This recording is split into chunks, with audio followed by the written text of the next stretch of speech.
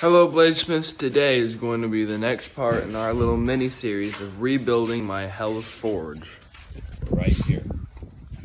Next thing we need to do is I'm going to take a wire wheel on my angle grinder. I'm going to take all the old paint and rust off, clean it off, get all the dirt and excess off, then I'm going to paint it.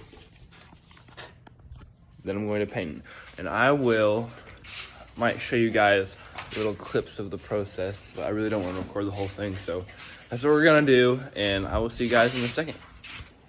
All right, so we got all the old paint and all the old rust taken off of it. Right here. It's looking pretty good. Now, I'm just gonna wash out the inside of it to get some of this dirt, and maybe, hopefully, some of that corrosion out. But then, after we do that, it will be time to repaint it. So I'm going to go do that.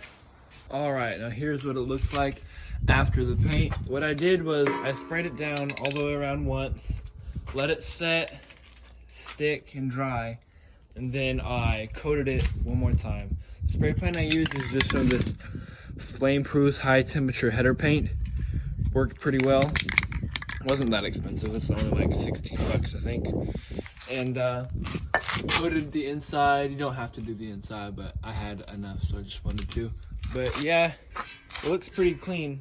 Jet black. Looks pretty much what it looked like when I first got it. But yeah, it's pretty good. Thank you guys for watching. The next video I should put out is when I put the new valve and everything on and get the burners back on there and get the refractory and the blanket on the inside, and it'll be ready to use and fire up. Thank you guys for watching, and I will see you in the next video.